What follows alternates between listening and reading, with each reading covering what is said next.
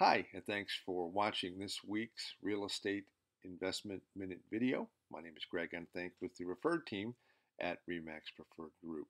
And in this short video, we're going to talk about getting started in investing and what's the best route to take. Do you go in and buy something smaller to get started, or is it a good idea just to jump in with both feet and buy a large building? And when we're talking about investment properties, they typically are kind of divided into things that are 4 units and below as residential property and 5 units or above, which is considered commercial property. And that's really devised by how the financing lines up.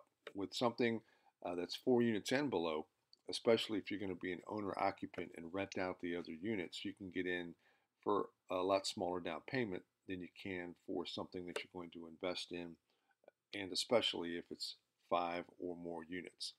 Down payments for the smaller buildings, 4 units and below, again, if you're going to live in the building and rent out the other units, which we think is a really good idea when you're getting started and are thinking about investing, but you still have to purchase a primary residence. Good route to go because you can get in with just 3.5% down payment. Anything more than that, you're looking at 20 to 30% down, depending on the lender. Also, with a smaller building, there's a learning curve with any new venture, and the smaller the project, the easier mistakes are to handle. So, although you might not get as big a returns as you would on a bigger building, if you do make a mistake, it's not quite as catastrophic. And if you do get into real estate and find out that it's not for you, which some people certainly do, it's easier to sell those smaller buildings because your pool of buyers is bigger because of that owner occupant factor.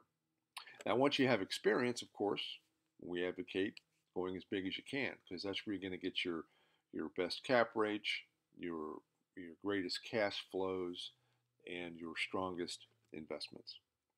So if you're thinking about getting started, or if you've already gotten started, have some experience, and want to go to the next level, by all means, give myself or my partner Al Whittick a call, and we'd be happy to sit down with you and go over what you're looking to do and the best way to do it. Thank you so much for watching, and best wishes in your real estate investing.